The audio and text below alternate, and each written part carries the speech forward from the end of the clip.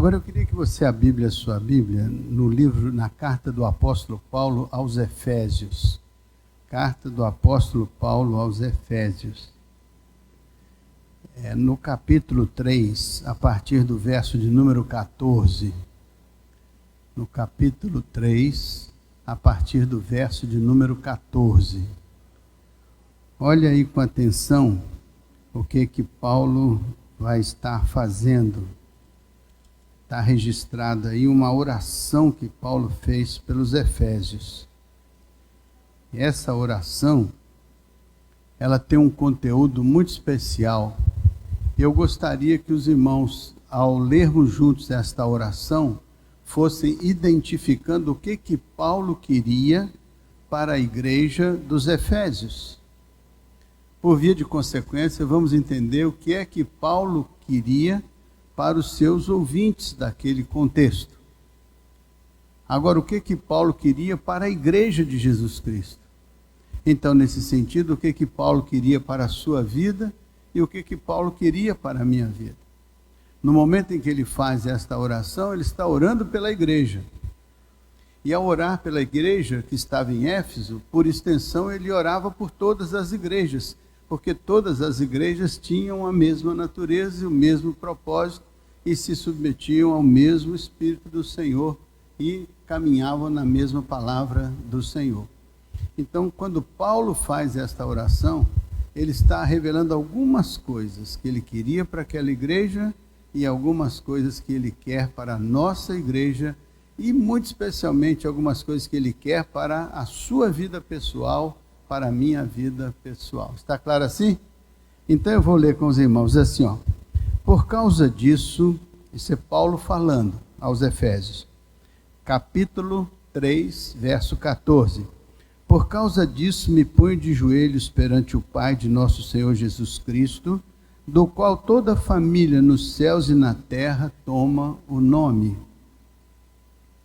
E ele diz assim: para que, segundo as riquezas da sua glória, vos conceda que sejais corroborados com poder pelo seu Espírito Santo no seu homem interior, para que Cristo habite pela fé no vosso coração, a fim de estando enraizados e bem alicerçados em amor, poderdes perfeitamente compreender com todos os demais santos qual seja a largura, o comprimento, a altura e a profundidade, e conhecer o amor de Cristo que excede todo entendimento, para que sejais cheios de toda a plenitude de Deus. Ora, aquele que é poderoso para fazer tudo muito mais abundantemente, além daquilo que pedimos ou pensamos, segundo o poder que em nós opera, a este glória na igreja por Jesus Cristo em todas as gerações e para todos sempre. Amém. Olha que texto, que oração de Paulo. E essa oração nós vamos ver aqui ponto por ponto o que ela significa. Primeiro Paulo diz, por esta causa ele vem falando a respeito do que estava acontecendo na igreja dos Efésios, a importância do evangelho para a vida deles. E ele então diz assim, eu me ponho de joelhos em favor da igreja. Primeira coisa importante é que Paulo reconhece que para a igreja ter aquela experiência que ele gostaria que ela tivesse, ele só poderia começar pela oração. Então Paulo está nos mostrando o caminho. Para uma igreja com essa dimensão, é preciso começar com a oração. Segundo, não é só começar com a oração. Paulo diz, eu me ponho de joelhos. É aquela posição de Paulo que perante Deus toma uma condição de humildade, colocando-se de joelhos, reconhecendo a sua soberania, a sua autoridade. E ele fala então aqui, ó, me ponho de joelhos diante do Pai de nosso Senhor Jesus Cristo. Então a oração de Paulo está relacionada com o poderoso Deus da criação. E ele começa a falar assim, do qual toda a família toma o nome debaixo da terra. Paulo então entende que a oração é o primeiro passo para que nós possamos experimentar o que ele vai dizer aqui nesta oração. Se nós entendermos que seria muito bom que nós experimentássemos isso que Paulo decidiu, orou e pediu para a igreja dos Efésios, então o caminho, primeiro ponto, é que nós façamos como Paulo, que nós coloquemos os nossos joelhos diante do Senhor e o nosso rosto perante a sua face, e oremos de tal maneira que a nossa oração seja sincera, verdadeira, e que ela seja nas mãos de Deus, um instrumento para que Deus realize na vida da igreja e por conta disso na vida de cada um de nós, isso que Paulo diz aqui. Ele orava para quê? Agora que vem aí o passo a passo. Paulo disse: eu oro para que, segundo as riquezas da sua glória, vos conceda que sejais empoderados com o poder do Espírito Santo no seu homem interior. Então, a primeira coisa que a oração de Paulo diz: eu oro para que vocês sejam tomados pelo Espírito Santo, que vai realizar uma obra especial no seu homem interior. Então, a primeira coisa que Paulo desejava para os Efésios é que Deus tivesse, pelo Espírito Santo, acesso ao homem interior de cada componente daquela igreja naquela ocasião. É o que nós desejamos também, que o Senhor Deus poderoso, pelo seu Espírito, tenha acesso ao nosso homem interior. Quando a Bíblia fala de homem interior, ela na verdade está se referindo à nossa alma, ao nosso íntimo, ao nosso coração, aquela parte que se constitui a nossa vida inteligente, a nossa vida emocional, a nossa vida de vontade, de decisão, de escolha, de sentimento, de emoção, enfim, está falando dessa dimensão da nossa vida, que é a nossa vida inteligente, a nossa vida racional. Porque se o Espírito Santo tem acesso a esse conteúdo dentro de nós, conhece nosso homem interior, ele pode trabalhar com esse homem interior, pode convencer esse homem interior da justiça, do juízo, do pecado. Ele pode convencer este homem interior a abrir a sua porta, permitir que o Senhor Deus entre na intimidade do seu coração, possa, convencendo do pecado, promover o arrependimento, a transformação. Por isso que todo esse esforço que Paulo quer que o Espírito Santo faça para trabalhar no nome de Deus, é para que nós sejamos alcançados pelo Senhor, por Cristo. É isso que ele está dizendo aqui, para que Cristo habite pela fé no vosso coração. Então todo esforço de Paulo é que o Senhor, pelo seu Espírito, ele fortaleça você, conheça você, alcance você no seu homem interior, na sua alma, no seu espírito.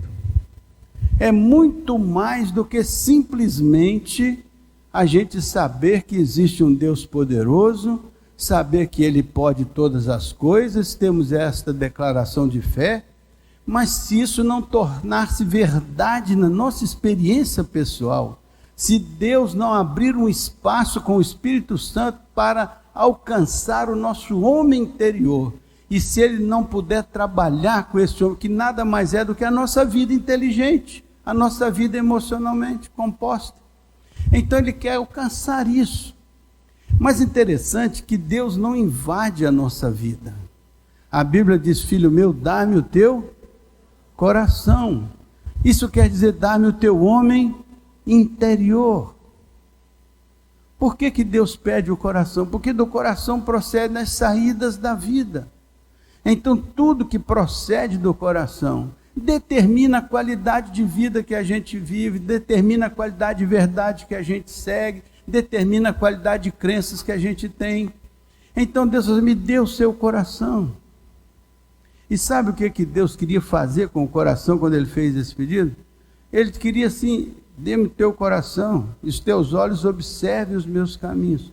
Porque Ele diz assim: eu vou tirar o seu coração de pedra, o seu coração duro, o seu coração insensível, e vou colocar um coração de carne. É uma palavra só para a gente entender simbolicamente o que Deus quer fazer conosco. É encontrar um meio de poder trabalhar a intimidade do nosso homem interior, é trabalhar o nosso coração, é trabalhar a nossa vida do lado avesso. Por quê? Porque a palavra de Deus não entra como uma espada penetrante lá dentro do nosso mais íntimo, lá dentro da nossa alma, e ela não tira lá de dentro para fora as intenções do nosso coração, ela não revela quem de fato nós somos, o que sentimos, o que pensamos, o que fazemos. A palavra de Deus é um elemento de revelação para nós. Por isso que o Senhor Deus pede: filho meu, dá-me o teu coração e os teus olhos observem a minha palavra, os meus caminhos, os meus ensinamentos. Porque nesse observar a gente vai conhecendo o coração da gente, vai conhecendo o homem interior da gente. E ao conhecer isso, a gente percebe que o Espírito Santo vai trabalhando conosco, vai quebrando as barreiras, vai derrubando os obstáculos, vai abrindo a porta de tal maneira que a revelação de Deus vai se tornando perceptível para o nosso coração, para o nosso entendimento. Por isso que é no nosso homem interior. Não é na nossa fachada, é lá por dentro, onde de fato existem as saídas da vida. Então o que Deus quer? Trabalhar conosco lá onde a vida se origina, lá onde a vida está, lá dentro de onde nós realmente somos o que somos. E Ele quer fazer com que o seu Espírito chegue lá, para nos convencer das verdades bíblicas, para nos convencer do amor de Deus, para nos convencer da condenação do pecado, para nos convencer do juízo, da justiça, e para nos convencer também da novidade de vida que o Senhor pode nos dar, alcançando-nos na nossa intimidade e fazendo nascer de dentro de nós uma nova criatura. Porque quem está em Cristo, nova criatura é. As coisas velhas já passaram, eis que tudo se fez novo. Então, Paulo ora para que o Espírito Santo possa entrar no homem interior, para que Cristo habite, olha só, para que Cristo habite pela fé no nosso coração.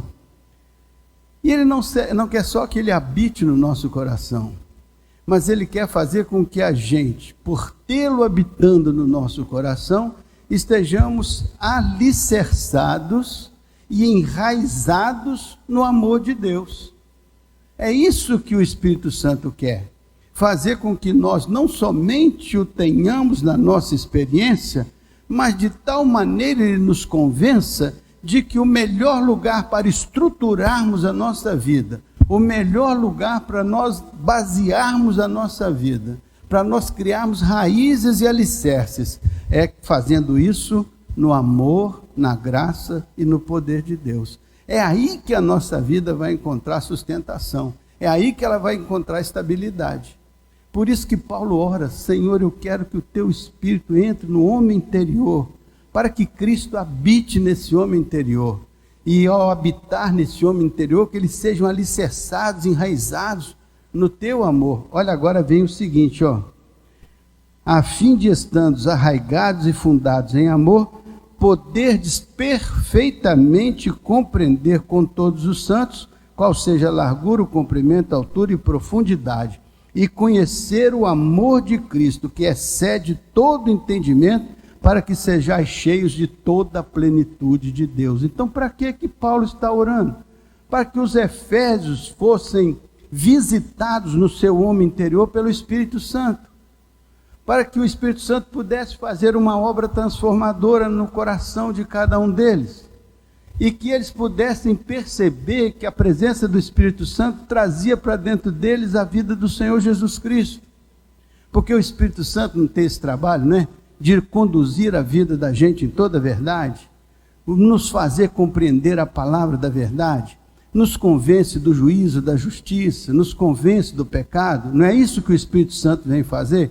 Mas para que Ele faz isso? Para a gente ficar desesperado? Não, para a gente perceber que a gente pode encontrar o caminho de uma tão grande salvação, e experimentar o amor de Deus, que aqui está dizendo que excede todo entendimento. É esse amor que guarda os nossos corações, as nossas mentes e as nossas almas, é que guarda o nosso homem interior, porque dentro desse homem interior, agora é templo do Espírito de Deus, é morada de Deus em Espírito. Então a Bíblia é muito linda, o Evangelho é muito lindo, é muito especial, porque é muito mais do que uma religião. Porque às vezes numa religião você aprende o comportamento religioso, e isso é importante, não digo que não seja, mas aqui você vai entender que é muito mais do que você adotar a religião A ou B, é você adotar o Espírito de Deus no seu homem interior, é você descobrir que lá você pode ter Cristo habitando na sua vida, é você entender que lá você pode se alicerçar e se embasar no amor de Deus, para que você então tenha um novo entendimento. Olha o que ele diz assim: para compreenderdes. Só tem condições de você compreender estas 4 dimensões quando você está liderado pelo Espírito de Deus, no iluminar da sua consciência, da sua alma, alimentada pela presença do Espírito Santo que te guia e te inspira e te instrui. Então, para ser crente é muito mais do que adotar uma religião evangélica ou católica ou qualquer outra natureza. Para ser crente é ter a certeza de que a sua vida está aberta para a presença do Espírito Santo. A sua vida está aberta e o seu homem interior está aberto para a visitação do Espírito Santo, a fim de que Cristo habite na intimidade da sua vida e do seu coração. E você se perceba alicerçado num alicerce seguro. E aí então você passa a compreender, olha só, compreender com todos os santos. Então aqui ele chama atenção para que nós não vivemos esta experiência espiritual profunda no nosso isolamento. Nós compreendemos a coisa pelo consenso que formamos com os nossos irmãos sobre a presença de Deus na nossa vida. Então o Deus que está na minha vida, está na sua vida, na nossa vida, na sua, na dela, naquele. E é esse estar presente de Deus que faz com que nós nos tornemos uma unidade, porque não somos nós isoladamente, mas é o Espírito de Deus que nos une. Daí a razão porque a igreja é chamada o corpo de Cristo, do qual ele é cabeça. Então, quando fala em corpo, está falando de uma unidade. Então, por isso que nós nos chamamos de irmãos, irmão fulano, irmão Beltrano, porque nos reconhecemos da mesma família, porque esse foi o entendimento que o Espírito Santo nos deu. Por isso que nós nos unimos a uma igreja, por isso que nós nos unimos ao corpo de Cristo, por isso que nós nos unimos à família de Deus, por entender, pelo descobrir da presença de Deus na nossa vida, que nós queremos nos unir a outros irmãos, que semelhantemente a nós, tem Deus por Pai. Por isso que nós dizemos: Pai nosso, nosso de todos nós, que estás no céu, venha teu reino para o nosso meio. Então a igreja é o cenário onde o reino de Deus desce para se manifestar, o poder de Deus desce para se manifestar, o poder de Deus desce para estar visitando o nosso homem interior e nos transformando à imagem do Filho de Deus. Por isso que nós somos crentes comprometidos com uma comunidade. Ah, não, você é crente lá em casa. Pode ser, ótimo que você seja crente na sua casa, mas deixará de cumprir o propósito de Deus, que é unir-se aos seus irmãos e fazer de Jesus o cabeça da comunidade, a cabeça da nossa comunhão. Por isso que nós somos membros uns dos outros. Por isso que Deus dá dons aos nossos irmãos, para que cada dom ajude o dom do outro, e assim nós vamos crescendo em amor, arraigados, alicerçados nessa base que é o amor. O amor é a nossa base. E sabe qual é o conteúdo essencial do amor? É o respeito, é a responsabilidade e o cuidado. Nós respeitamos as pessoas nas suas diferenças, nós somos responsáveis pela unidade da igreja, somos responsáveis pela identidade, E somos cuidadosos uns com os outros, e cuidadosos com a doutrina, e cuidadosos com as coisas de Deus, e cuidadosos com a palavra de Deus, e cuidadosos com o nosso comportamento, que vai refletir a presença de Deus no meio de nós. Então, não é do comportamento para dentro, é de dentro para o comportamento. Sai de dentro para fora. Sai de dentro para manifestar-se na comunidade. Por que nós nos reunimos aqui? Nos reunimos aqui para ler a palavra. Nos reunimos aqui para entender o projeto de Deus. Nos reunimos aqui para nos ajudarmos mutuamente. Nos reunimos aqui para louvar a Deus, reconhecer a soberania de Deus, reconhecer o Deus que merece todo o nosso louvor e toda a nossa adoração. Nos reunimos aqui para sermos membros uns dos outros e nos ajudarmos mutuamente, orarmos uns pelos outros. Paulo diz: eu me ponho de joelho diante do Pai em favor da igreja, para que a igreja entenda o privilégio que ela tem de ser um instrumento nas mãos de Deus. Mas Paulo não queria que fosse uma igreja qualquer, de qualquer maneira, qualquer ajuntamento. Queria que fosse uma igreja transformada pelo Espírito Santo no seu homem interior, lá dentro da sua alma. Queria que fosse uma igreja pura, santa, irrepreensível, sem mácula. Uma igreja que pudesse ser naturalmente um instrumento de Deus na comunidade, na sociedade. Quando saímos daqui, vamos para o nosso trabalho no dia de amanhã, na semana. Por onde formos, levamos um pedaço dessa comunidade. Levamos um pedaço desta família. Levamos o nome do Senhor conosco. E assim vamos nos tornando alicerçados em amor, né? Aí veja só, conhecer o amor de Cristo que excede todo entendimento. Ora, o que o Paulo queria? Que a igreja conhecesse o amor de Cristo. Ele não queria que a igreja simplesmente se reunisse por qualquer razão que não fosse baseada primeiramente no amor de Jesus Cristo, que deu a sua vida pela sua igreja.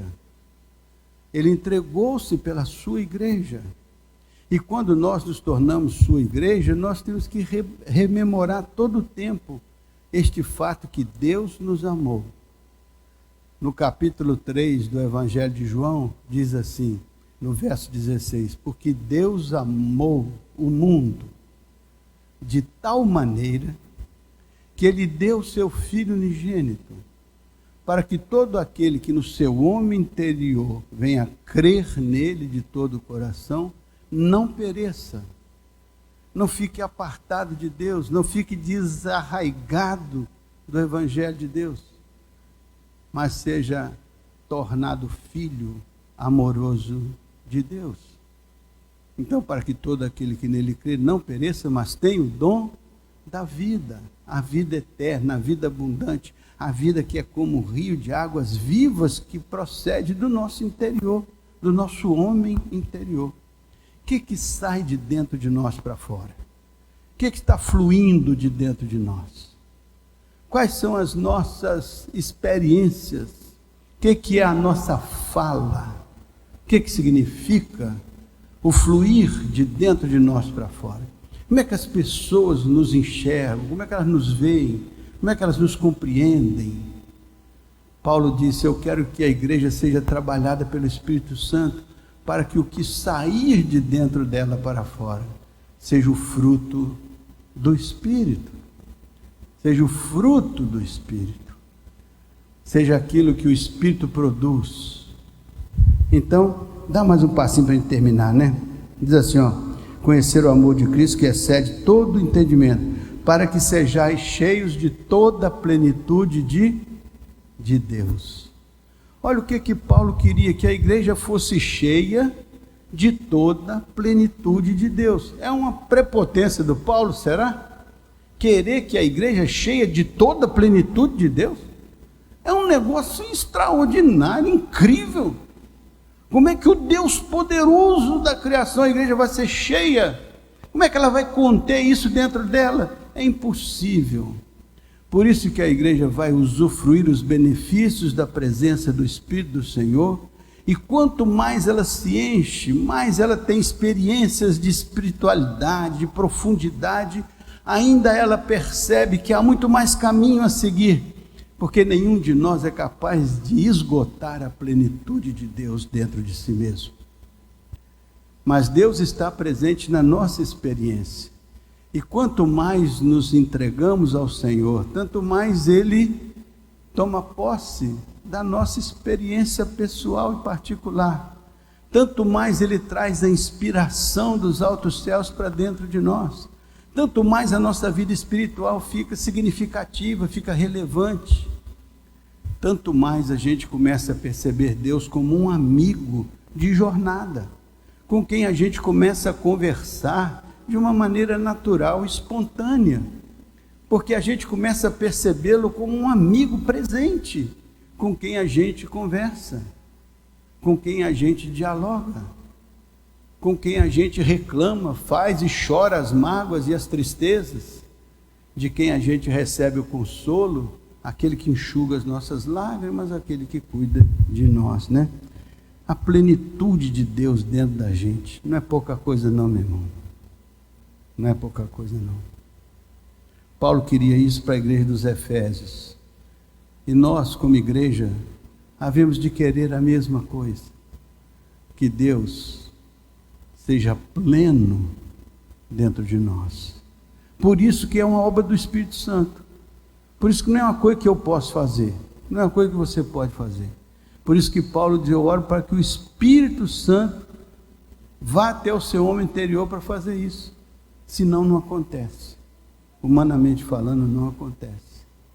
A religião é uma obra da carne, é a carne que organiza a religião, mas é o Espírito que dá vida. Se organizamos as coisas de acordo com a palavra do Senhor, o Senhor vivifica. Esta palavra é morta, a letra é morta, mas é o Espírito que vivifica. Quando o Espírito de Deus faz essa verdade ser verdade dentro de nós, então o Evangelho passa a ser uma coisa diferente, não é uma religião. O Evangelho é uma experiência com Deus, é a descoberta da presença de Deus na nossa vida. Deus é onipresente, Ele está presente, a gente não percebe, mas quando o Espírito Santo o revela para nós, nós o percebemos, e a gente diz: poxa, Deus sempre esteve batendo a porta do nosso coração, mas a gente não percebia, até que o Espírito Santo consegue uma brecha no nosso homem interior e nos revela a grandeza de Deus, a plenitude de Deus, a presença de Deus. E aí, ao nos mostrar isso, nós vamos nos sentindo felizes, porque nós não conhecíamos, como Jó disse, né? Antes eu ouvia do Senhor de ouvir falar, mas agora os meus olhos te veem, agora os meus olhos te conhecem. É esse desafio que Paulo queria que a igreja dos Efésios, ou de Éfeso, experimentasse. Paulo diz: eu quero que vocês sejam cheios da plenitude de Deus. Então vamos terminar aqui? Ora, aquele que é poderoso para fazer tudo muito mais abundantemente além do que pedimos ou pensamos, segundo o poder que em nós opera, a Ele seja dada a glória na igreja. Então está falando que Deus é surpreendente para fazer muito mais do que nós imaginamos ou pensamos. Ou seja, nosso homem interior é muito limitado para perceber a grandeza de Deus. Por isso que Paulo está dizendo que Deus é capaz de fazer muito mais do que nós imaginamos ou pensamos. Por isso que nós temos conhecer a Deus, prosseguindo em conhecer, e até a eternidade ainda teremos coisas para conhecer, porque Ele se dá a conhecer a cada um de nós, e Ele vai trabalhando a nossa mente, o nosso coração, e nós somos cooperadores de Deus. Nós vamos nos transformando pela renovação da nossa mente, vamos percebendo o que a palavra de Deus nos promete, nos ensina, e aí vamos pensando: eu quero isso para a minha vida, eu quero Deus para a minha vida, mas eu quero um Deus em quem eu possa confiar, um Deus com quem eu possa falar, um Deus com quem eu possa abrir o meu coração e possa chorar, e possa ter a certeza que Ele bota a mão dEle em cima da minha cabeça e me restaura, e me recupera, e me abençoa. somos chamados a essa experiência com Deus, a esse relacionamento com Deus, né? Ele faz muito mais do que nós imaginamos, muito mais do que nós pensamos. Então saiba que o nosso Deus é poderoso.